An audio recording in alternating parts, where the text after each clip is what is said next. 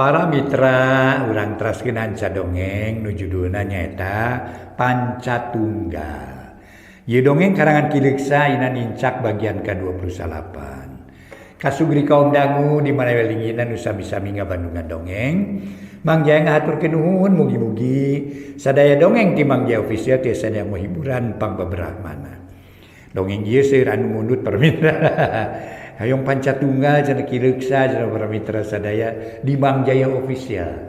Memang para mitra sadaya aya kapungkur kantos ada yang aya nu ngupload rupinan channel-channel anu teu aya hubungan sareng Mang Jaya sareng para mitra duka kengna ti mana eta bahan-bahan eta teh para wargi kitu diantawisna. Rupina ngarekam di radio. Tiasa ngarekam di radio tiasa nuju disiarkeun di radio direkam gitu. Gitunya para wargi dugi ka akhirna Mang Jaya official ngadeg di tahun 2021. Pokoknya tahun 2025 para mitra kirang langkung 4 tahun lah. Alhamdulillah para mitra sadaya subscribe ayahnya 134 ribuan. Atur nuhun para mitra hiji tanda dongeng-dongeng Mang Jaya aya nu merhatoskeun. Mang Jaya ngaturkeun nuhun para mitra sadaya oge aya carios-carios sapertos mananya beranak dalam kubur. Sieun. Sieun. Aduh, eta emut beranak dalam kubur Mang Jaya kapungkur sok nonton ieu dunia nya para wari sandiwara keur alif. Baheula mah sandiwara para mitra. Sandiwara teh gitunya mode Miss Cici, mode gitunya. Contohna seperti itu eta carios aitos naon teh aya naon teh carios juri gitu. Jaba serem gitu para mitra. Kondisina teh rada poek gitu. Musikna teh tuk dang gitu. Aduh, ieu para mitra bari rada lami da para wargi sadaya. Bari gerakan-gerakan ini sieun para mitra. Nah, carios beranak dalam kubur dina Mang Jaya official mah Muhammad Taksieun.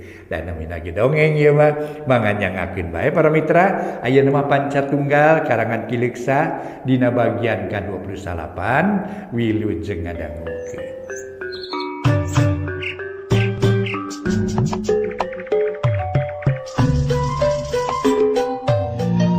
Para mitra kaum dangu, wilujeng tepang dangu sareng acara matuh dongeng enteng pangbeberahmana. Mang Jaya sapara kanca bade neraskeun hanca dongeng nu katunda carios nyambung judulna Pancatunggal. Ieu dongeng karangan Kileuksa Nincak bagian ke-28 atuh kasugri kaum dangu mudah-mudahan para mitra sadaya acara ieu tiasa nyugemakeun etang-etang hiburan pangbeberahmana. Mangga atuh para mitra sadaya wilujeng ngadangukeun. Para mitra anu mulia, sakumaha nu kauninga dongeng parantos dugi kanalika Nyi Sutimah tiasa mangaruhan Surajaya. Anu mana Nyi Partiwi teu damang wales akibat tina perbuatan Nyi Sutimah. Kumaha terasna ieu dongeng mangga urang lajengkeun. Kocapkeun di tepas Sutimah ngarasa bungah lantaran geus bisa mangaruhan Surajaya. Nepi katega ngantep ka Partiwi nu keur gering parna. Tapi dasar nu belang bayah tara eleh akal jeung ekol bisa pisan ngarobah-robah beungeutna teh pok nyarita leuleum. Juragan punten abdi bade kumawantun margi isin kudu sanes sareng hawatos kaagan istri. Saya nama ulah katingal teuing benduna margi moal sae balukarna.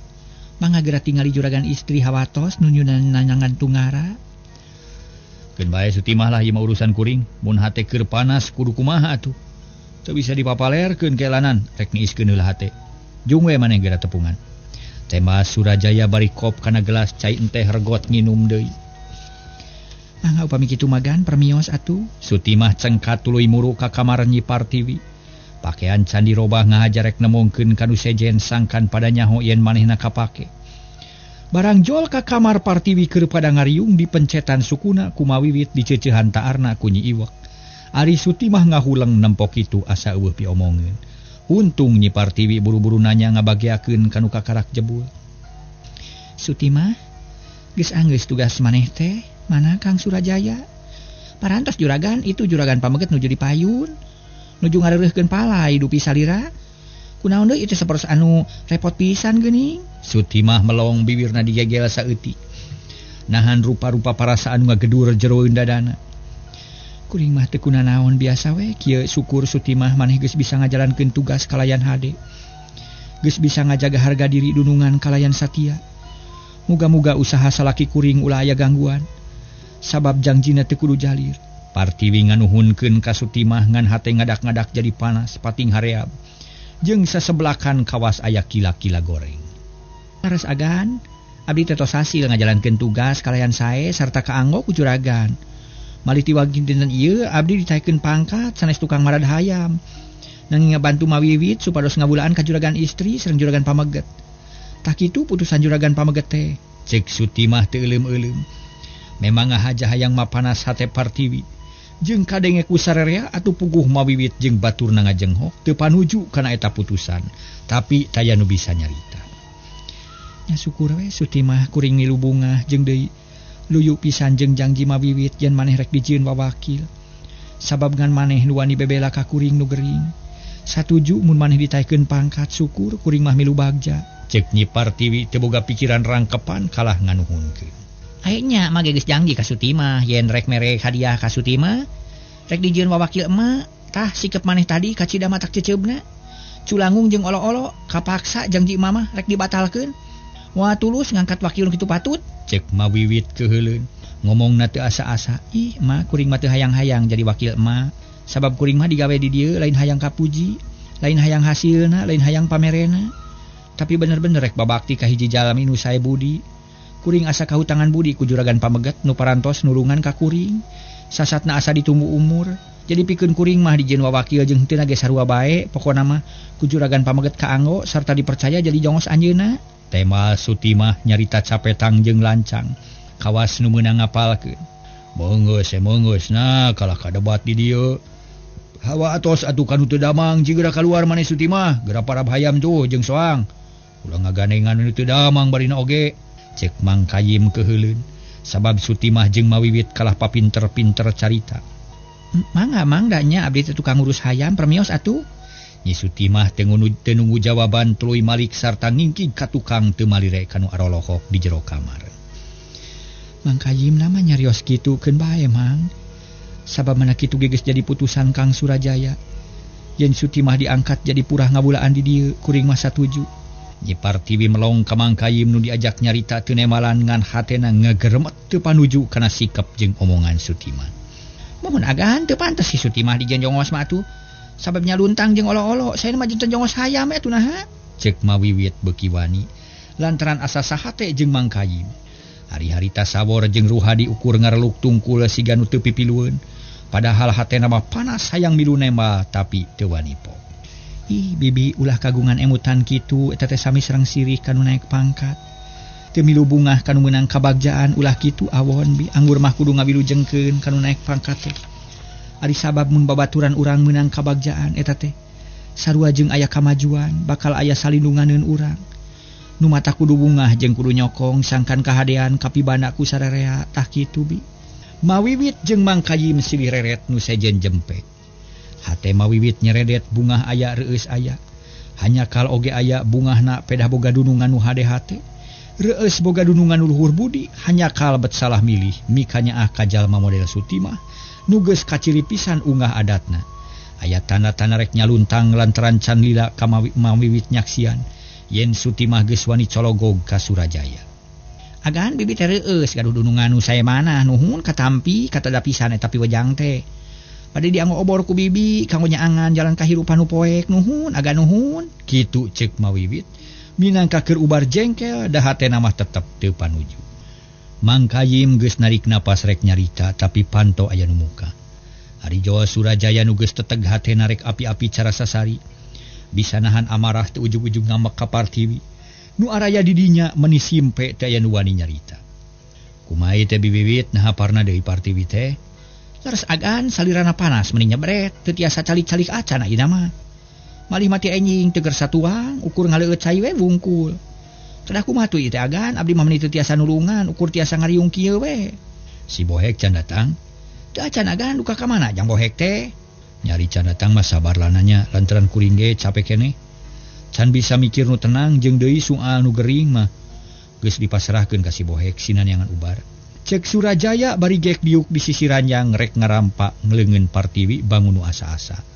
Lantaran omongan Sutimah ngajelengeng keneh dina ceuli, yen Partiwi geus tangtukeun aku panyakit kotor. Agan saya nama ulah ngandalkeun teuing jang bohek margi peryogi landong ayeuna pisan.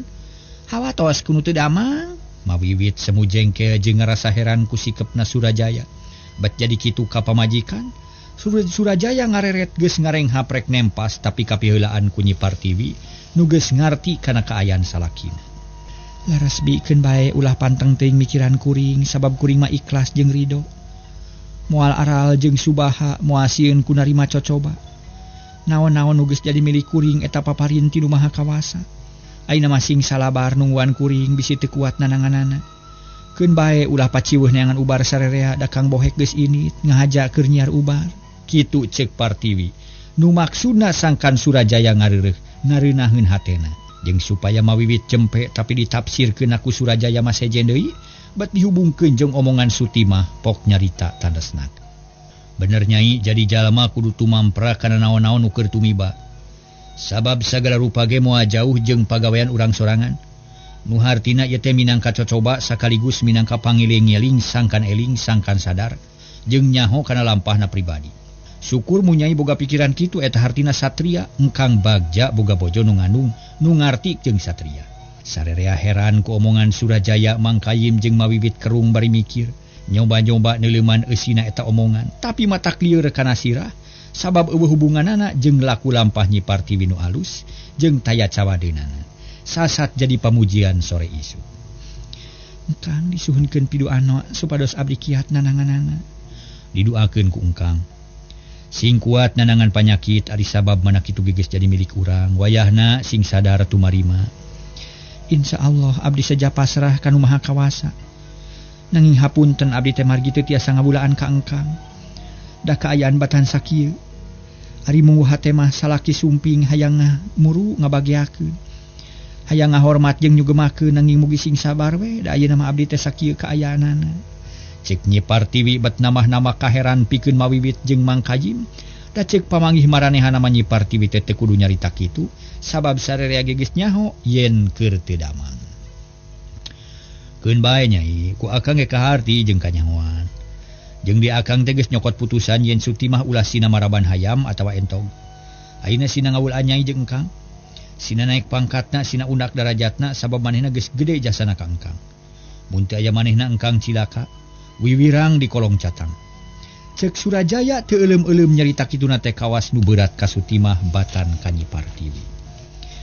Kahartos ku abdi ge Kang, nanging upami tiasa mah abdi teh hoyong terang nah kumaha kaayaan di onangan.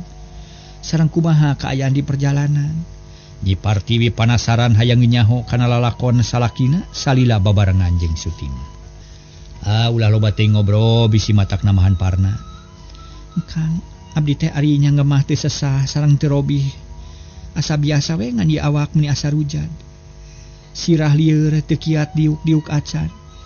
Sabios da ngobrol mah kiat abdi teh Kang. Cek Nyi Partiwi da ayeuna mah. Ajeng da nya ayeuna mah ngomongna ge teu aya halanganana. Heuga tu ari kitu mah. Keun ku engkang urang dongengkeun. Jadi kieu nyai, wiwirang engkang kajait ku Sutimah sabab manehna bisa pisan main sandiwarana. Nu akhirna sakabeh babaturan engkang muji jeung marilu bungah ka engkang. Tah ku ayana kitu engkang salamet teu kungsi wiwirang. Atuh kaduana di perjalanan di pegat singa, engkang ampir paragat nyawa di tekuk singa. Tapi teu disangka horeng Sutimah lain awewe keuyeub apu. Boga hojah nu matak ngagumbirakeun singa paeh di perangan ku manehna. Ta eta jasa Sutimah kacida gedena, sasat nyambung nyawa akang. Jadi timiti poe ieu Sutimah geus teu pantes jadi purah marab hayam. Tapi pantesna purah maraban engkang jeung miara nyai tah kitu. Ku tante kitu nuhun atuh engkang. Abdi mah satuju ngiring bingah kana kabingah engkang. Tah sakitu elananya. Engkang rek mandi heula. Surajaya tuluy cengkat banu ngariung nungtutan kaluar ti kamar. Bari marawa pikiraneun lantaran loba nu teu percaya kana omongan Surajaya. Iwati Sawor jeung Ruhadi nu ngarasa bungah sabab memang eta nu diharepkeunana. Akhirna para wargi anu mulia nu aya di kamar Iwati mawiwit nu satia maturan ka Nyi Partiwi. Sedang Surajaya muruk ka dapur tepung jeung Sutimah tuluy menta disadiakeun cai haneut. Sutima hareupeut naker dititah kitu teh. Nu sejen ukur silih reret taya nu cumarita. Di harita Surajaya jadi alum biasana sok galecok ngobrol teh ayeuna mah kawas nu semu ngemu kabingung. Gawena hulang jentua siga anu dipikiran. Kapartiwi ukur saperluna ngomong sagala rupa nganalkeun batur. Sedeng Sutimah beuki suhu di gawena nemongkeun kasatiaan ka Surajaya. Dina ngabulaan kacidatu laten ngan sirikna teu ngahuapan wungkul. Kitu deui Kapartiwi hari lahir nama getenaker tapi dina hatena ngakalakeun bari ngadoakeun sangkana Partiwi buru-buru maot. Cindak nama para mitra kaayan rumah tangga Surajaya keur meujeuhna katibanan ku hama. Sasat digorogotan ti jero kurinyuh anu kacida jahatna. Ari nya Partiwi geringna jadi tambah nu tadina ukur gering lahir ayeuna mah ditambah ku gering batin. Sabab barobahan sikap nu jadi salaki ngajadikeun bahan pamikiran. Da puguh sare gesok misah ti saprak gering mah tara daek nuguran kanu gering basana cukup ku capek. Heuleut 2 minggu kurutak si Bohek datang pada ngabagiakeun ku babaturanana. Utamana ku Mang Kayim jeung anak buahna nu heubeul. Sabab sawor jeung Ruhadi nempo si Bohek datang bangun gemes mun teu inget kanu keur nyamar mahayangna raja. Aturan jang Bohek kumaha hasilanong teh? Ceuk Mang Kayim bari ngajak sasalaman neuteub ka si Bohek nu bangun rungse. Aduh. Mang guring teh teu hasil beunang nu bade lah. Balik sodanya rek sorry mah rek nyelengkeun bohong teu-teukeun we ti godo-godokeun. Sabab rumah saja bisa ngajalankeun tugas kalian hade guring teh. Bakal bayak ari hasil eueuh kitu. Tak kitu Mang. Oh, meunah bet nyarita kitu ujangna daek diteuk-teuk beheung. Ah, ceuk bawasan tah mah ceuk basa nyan mah kieu ye. Kuring teh rumah salah, rumah teu bisa ngajalankeun tugas. Rumah saya sulaya tina janji kitu. Dalam ka dieu banget ku tak we, geus disanggup nyangan ubar, kanggo juragan istri. Jadi rek seren sumeren badan sakujur. Rek dibeureum dihideung masarakeun, rek diboncik rek digantung. Moong Cek si Bohek nya seri koneng. Terapuh ngomong deh jung atu-atu laporan ka juragan. Kade sing waspada sabab keur samagaha. Mang Kayim mepelingan si Bohek sangkan ati-ati jeung waspada. Di mana juragan istri jeung di ka mana di Aden? Di jero jung buru-buru tepungan. Si Bohek lempang bangun liat naker muru ka hareupeun imah. Laliat teh hoream gitu. Rek nepungan Surajaya ka sampak Surajaya keur malaweung. Melong kosong kanu jauh nyawang alam anu anggang malah mah kawas nun teu nempo ka si Bohek nu kakara jebul. Pangapunten Aden abdi ngaganggu sakedap. Pokna ati-ati pisan. Oi. Geuning maneh Bohek kumaha hasil euy? Surajaya para mitra sadaya meuni curing hak molotot ka si Bohek anu nangtung deukeut panto. Sun Den, ari donggaman sedang adeus ka Aden gitu. Diuk kuring rek nanya. Gek si Bohek diuk mano hareupeun Surajaya. Hatena teu puguh rasa. Pipikiran teu teteg lantaran inget kana papatah Mang Kayim yen Surajaya keur meujeuhna samagaha. Para mitra kaum dangu, atuh Surajaya harita tuluy nyarita. Mana hasilna Bohek meunang teu ubar teh? Aduh Den, abdi teh mun Bohek sun rumaos teh sadia kana janji kitu. Mari kita tiasa nyumponan parentah Aden sun. Abdi teh dongkap lengo kepat hampang teu aya hasil gitu. Alias teu bebeunangan hapunten Aden, mari abdi teh teu tiasa ngajalankeun tugas kalian saya gitu. Sewu bebendu laksa duduka. Sadaya-daya nyangakeun ka Aden. Bade di kitu kieu ge mangga nyangakeun.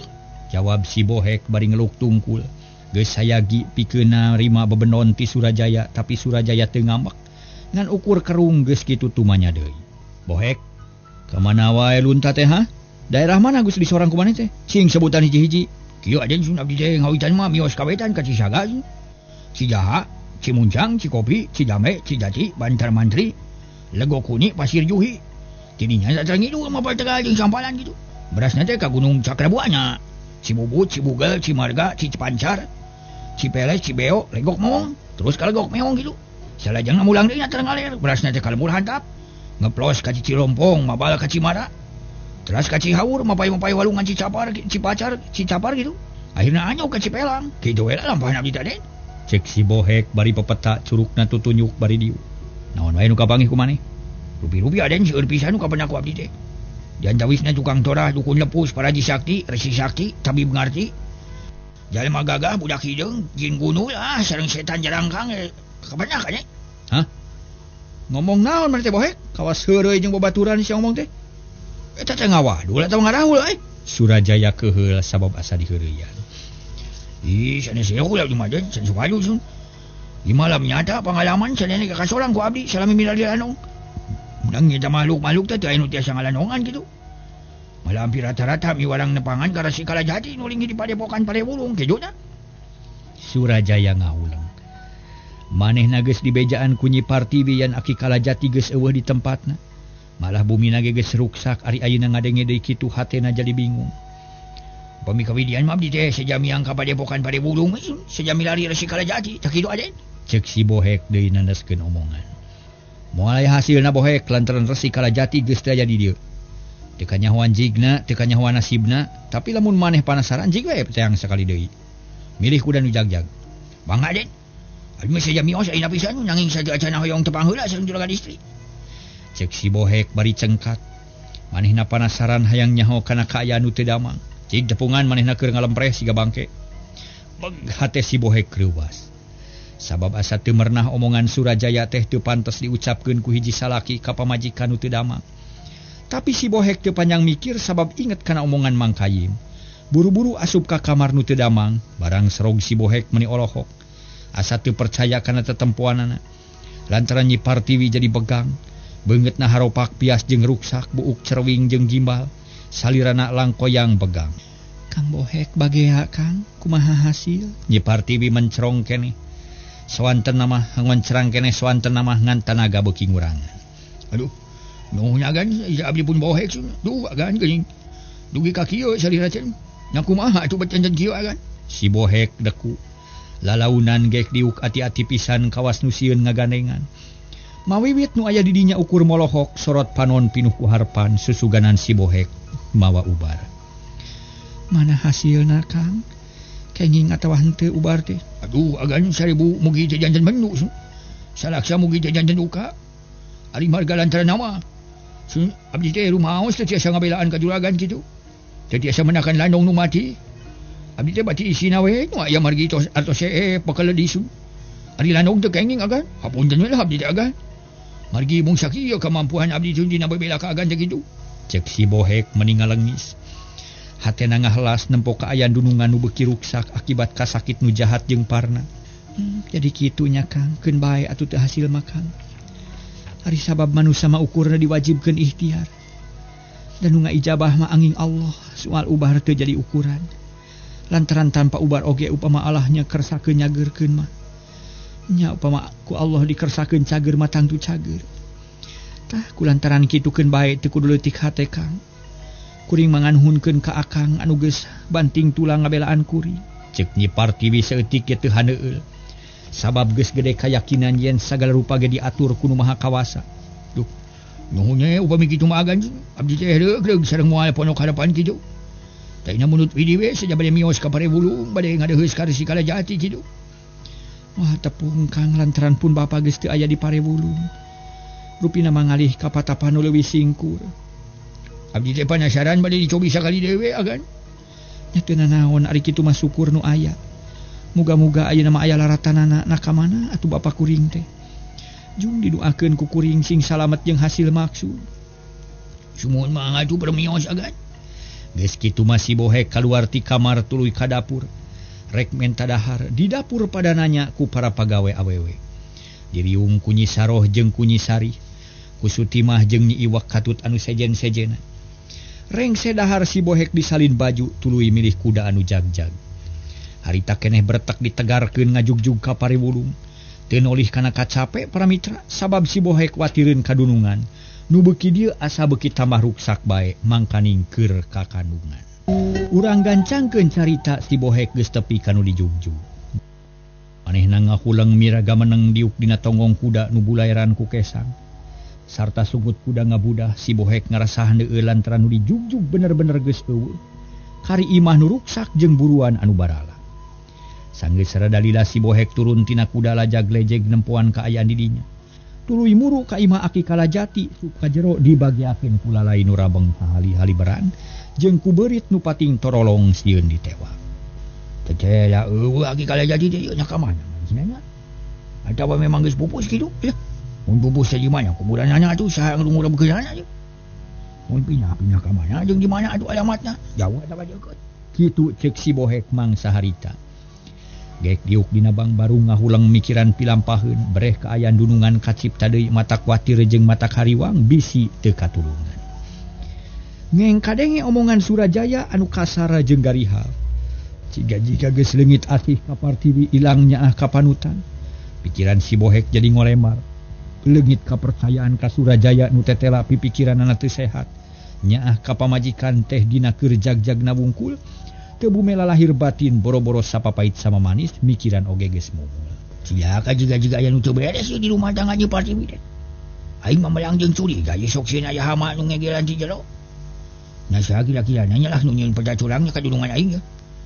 Sakira-kira nu geus masang racun di rumah tangga juragan istrinya. Aya, mun panggih ku aing setampili. Ceuk si Bohek ngomong sorangan. Tuluy ngahulang anteng pisan tina awahing ku anteng mikirna. Si Bohek poho kana kaayaan teu inget yen di lembur kosong jauh ti batur. Dumadakan si Bohek para mitra aya hiji asa aya di hiji nagara nu kacidaramena. Kaneng para wargi sadaya harita teh nyata ku sora jalma jeung kuda nu lalar liwat balawiri nu digawe meuni dokdak nu dagang reang nawarkeun daganganana. Ceuk rarasaanana si Bohek keur nangtung di hiji imah. Asa aya di dagoan, asa aya nu di dagoan lar aya sepuh ngalangkung make jubah bodas bersih. Ikat bodas nuruban rambut anu geus bodas lir kapas. Eta sepuh datangna kunang iteuk tokroh-tokroh jeung dongko reg eureun hareupeun si Bohek. Yang Bohek moal manggih yang ubar di dieu mah ujang. Sabab ubah nu dibutuhkeun geus aya di lemur maneh sorangan. Tanyakeun ka si Sawor nu bakal bisa nulungan ka dunungan maneh. Leng sirah si Bohek lieur. Pipikiran teu puguh rasa para wargi sadaya. Bumi alam asa dengdek lila-lila pikiran si Bohek jejeg deui. Jep aya di kaayaan jempling. Da memang tadi ge jempling si Bohek ngusap beungeut terus rarat-reret ka kenca jeung ka katuhu. Wae nyageuning aya kene di dieu aing teh. Hari jadi teh di mana nya nang ngimpi atawa naon kitu? Da ngimpi sabab da rumah sata sare aing teh. Mustahil mun ngimpi di luar sare mah. Tapi nak kedatangan aki-aki juga nu nya teh. Kadung tadi ditanyakeun aing ku aing. Eta aki-aki teh anu jelas mah dari juragan sepuh teh.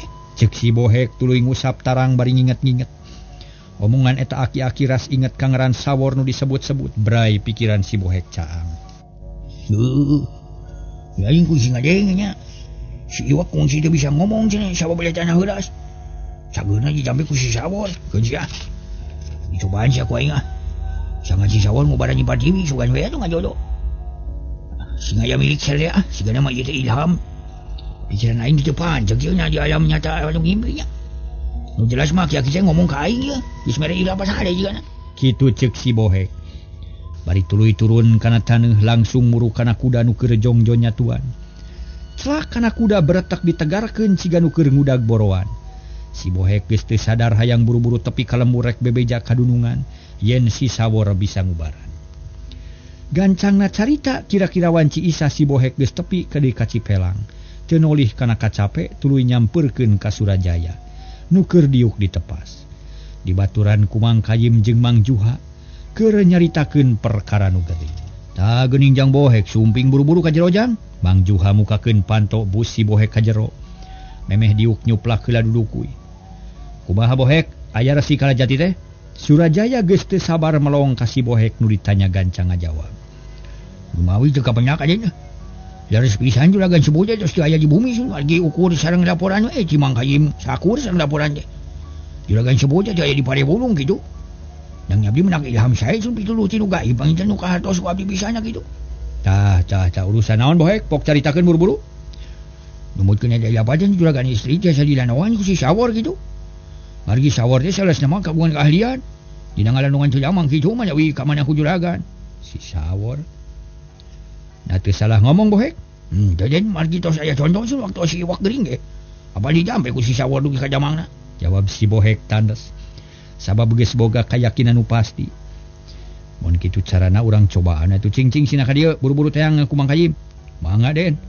Leos Mang Kayim ini trek neang Sawor nu harita keur ngobrol jeung babaturanana di kamar. Teh kungsi lila geus darat hanggek diuk hareupeun Surajaya.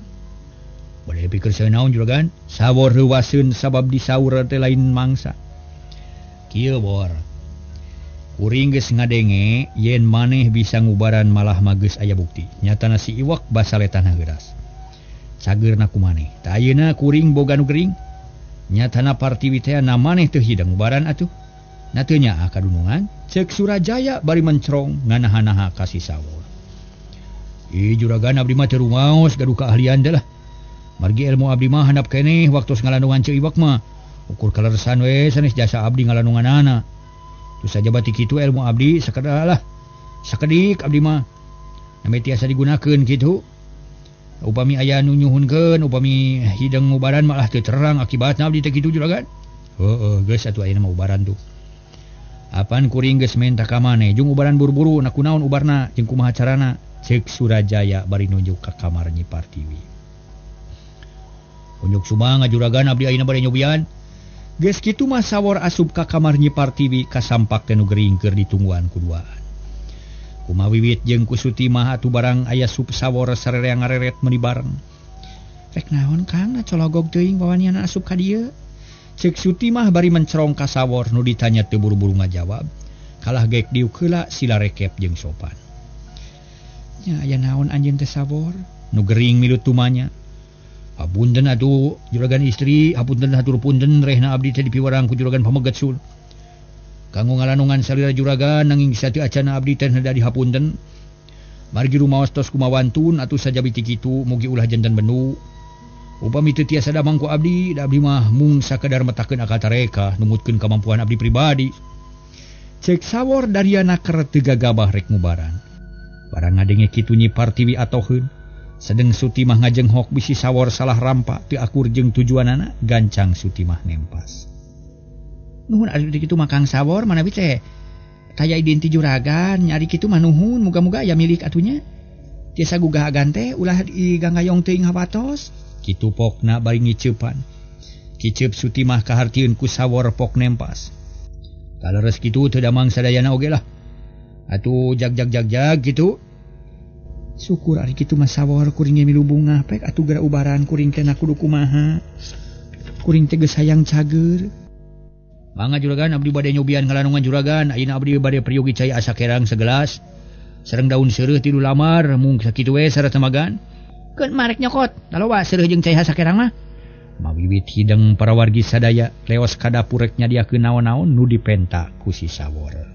Para mitra anu mulia, tekung silila cai sagelas jeung seureuh geus sayagi.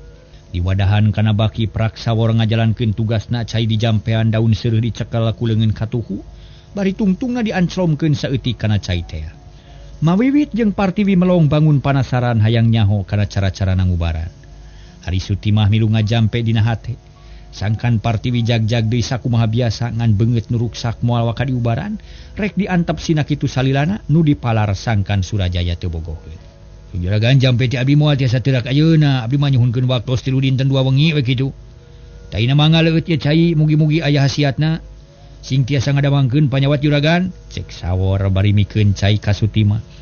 Ku Sutimah ditampanan tuluy dileueutkeun ka Partiwi dibantu ku Mawiwit. Cai sagelas beak kabeh Nyi Partiwi digolerkeun deui dina bantal. Rada nangreu ngarah teu lieur teuing geus kitu mah Sawor amitan. Tuluy nyampeurkeun deui ka tepas laporan ka Surajaya jeung ka si Bohe. Kumaha Bor geus dijalankeun? Ceuk Surajaya bari neuteup. Parantos juragan nanging abdi teh teu acan tiasa nangtoskeun hasil henteuna. Nyunkeun waktos 3 dinten 2 wengi we. Margi panyawat juragan istri teh abot pisan moal tiasa damang sakaligus. Teu naon kitu ge pokona mah asal geus aya tarekah we. Keur ngubaran nu gering, jung ayeuna mah geura digawe deui. Bisi babaturan ngadagoan, ceuk Surajaya darianaker. Mangga nanging da tos beres pada malam mah tadi teh. Nuju ngobrol sareng rencangan permios atugan. Ai heueuh. Geus peuting ieu teh nya jiga tuh. Sawor ngaleos indit si Bohek asa ngemplong hatena lantaran ilham tunu dibawa ku manehna. Geus dijalankeun ku Surajaya.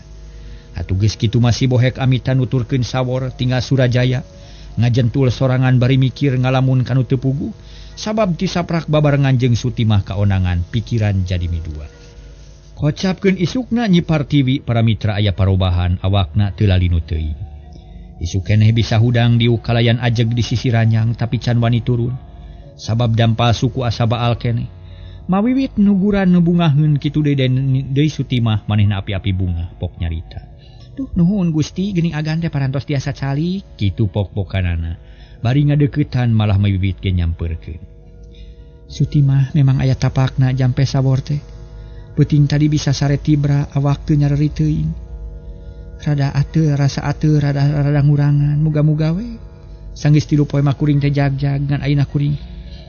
Hayang bubur make daging hayam meuni asa waas nikmat cigana teh. Ceuk Nyi Partiwi bari babatek. Ayeuna mah geus hayang barang dahar beuteungna karasa lapar. Para mitra sadaya.